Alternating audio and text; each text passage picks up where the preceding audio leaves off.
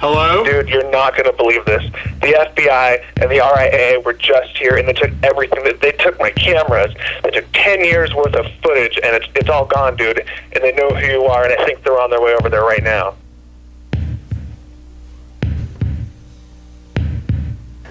It's kind of like robbing a bank for 2 hours. I could film anybody, anytime, any place, and they'll have no idea what I'm doing. Why'd you do it? I did it for rock and roll.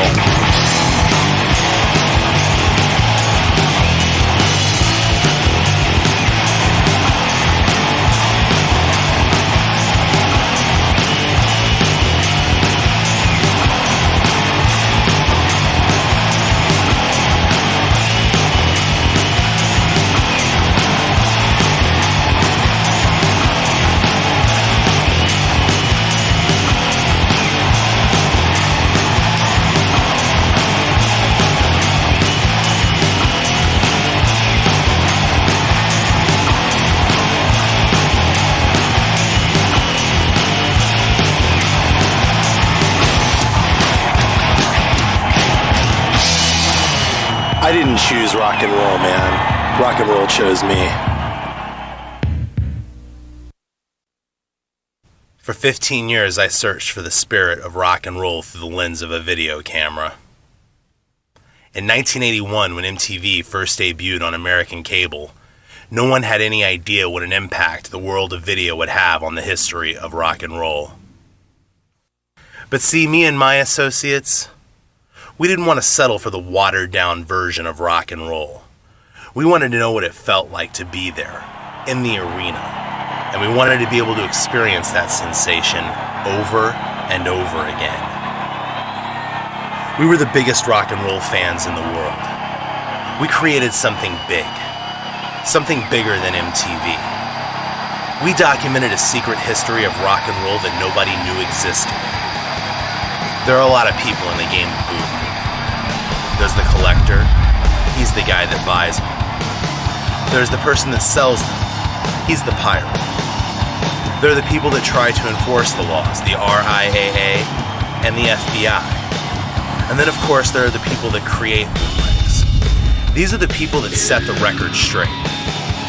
These are the people that catch the historic moments and imperfections that make rock and roll what it is. You see, money and corporate greed, they're always going to be the same. And the rules of the game, they'll probably never change. But for the record, this is the story of rock and roll. And for the record, rock and roll is bootleg. 1, 2, 3, 4!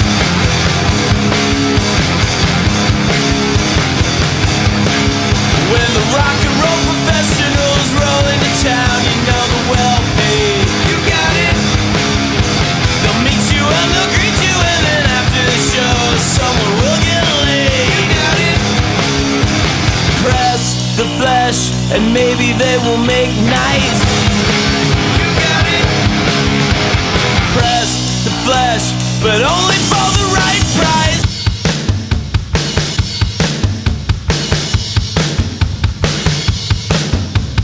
No song is too sacred, and that's what makes them so professional. You got it.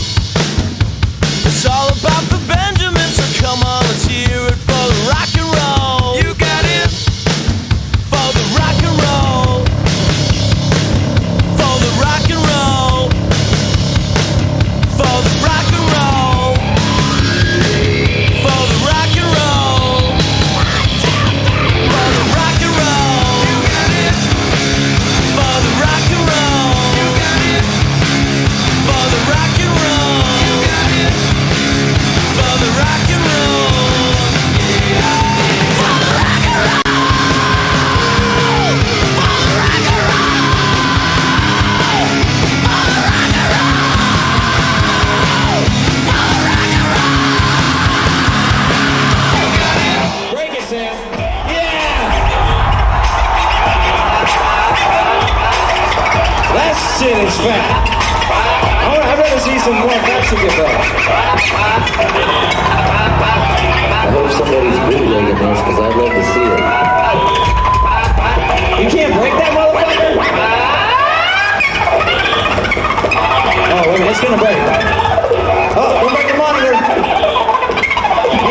Oh, it's breaking now.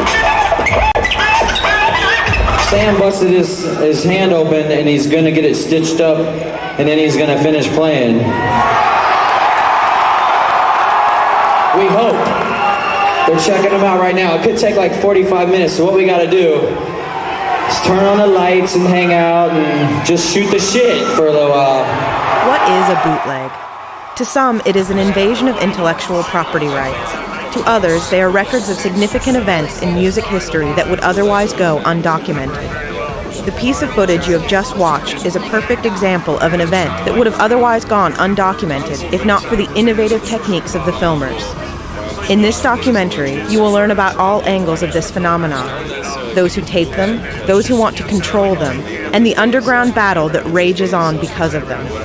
For decades, the term bootleg has been misused by corporate America to corrupt its credibility and historical significance. I've taped in arenas from coast to coast. Really the key to it is the right seat and the right lens. I've shot from the very back of the arena. I've shot from loges. I've shot from all over the place. I mean, the band never even knows that I'm there. Considered by insiders to be the dawn of stealth videography, Roy Damm boasts an amazing record. He has pulled off 500-plus successful shoots and was caught in the act of taping only 3 times in his 10-year career as a filmer. He followed Kiss, capturing more of their shows than anyone, and toured with Marilyn Manson from their days as the opening act on the 9 Inch Nails Downward Spiral Tour in 1994 to the Antichrist Superstar Tour in '97. Only his bootleg footage has been pirated in official releases, with no credit to its creator. In fact, most of the footage you will see in this documentary was filmed by him.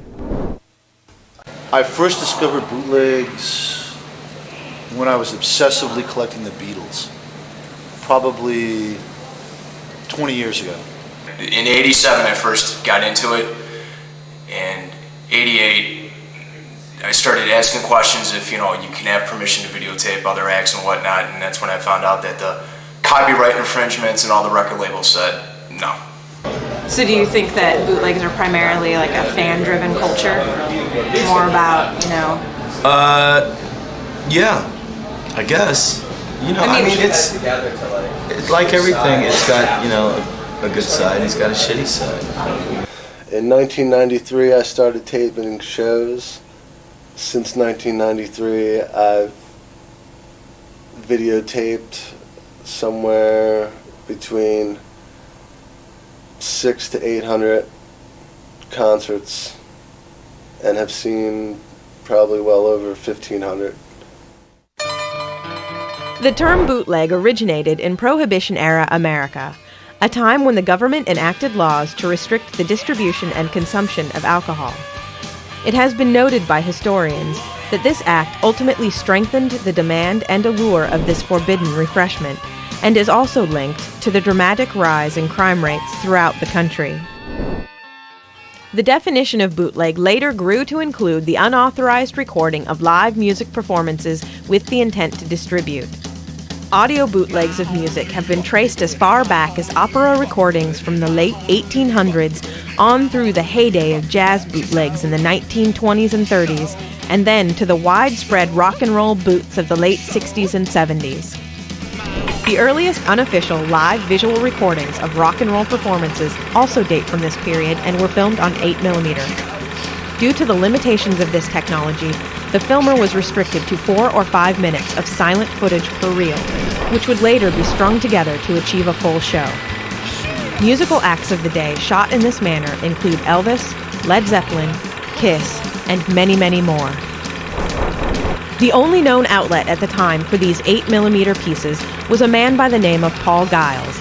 This true pioneer of bootlegging once possessed the largest known catalog of concert recordings, and in the mid-1970s set up the prototype for the first bootleg mail-order rental system. Things drastically changed when 2 innovative Canadians, known only as Pierre and Eric, rented their first full-sized VHS camcorder and fired the shot seen around the world when they captured the first full-length, unauthorized live concert video with sound. The year was 1982. The band was Van Halen.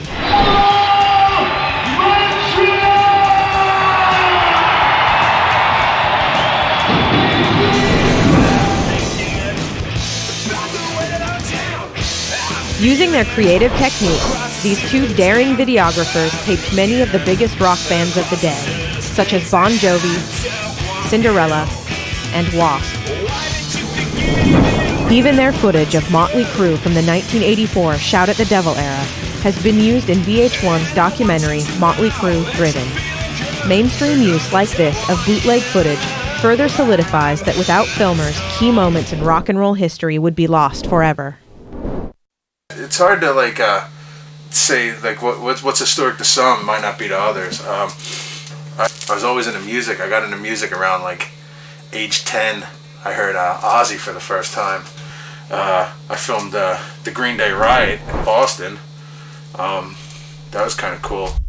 They played a show that got cut completely short outside in this seashell looking thing, and they only played 20 minutes or so, and this big riot erupted because way more people had shown up for this than they expected, because this was right when they were breaking, and I guess they set the show up before a few months prior, and by the time the show had happened, they were the biggest thing going at that time, and way more people showed up than could fit, and it just turned into a mess, and cops were macing kids and beating kids up. I got that on film.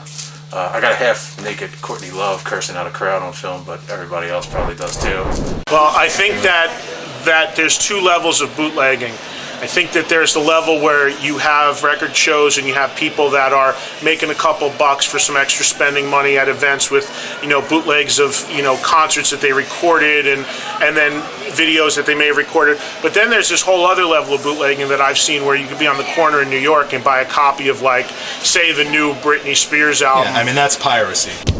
What exactly do the terms piracy and counterfeit mean?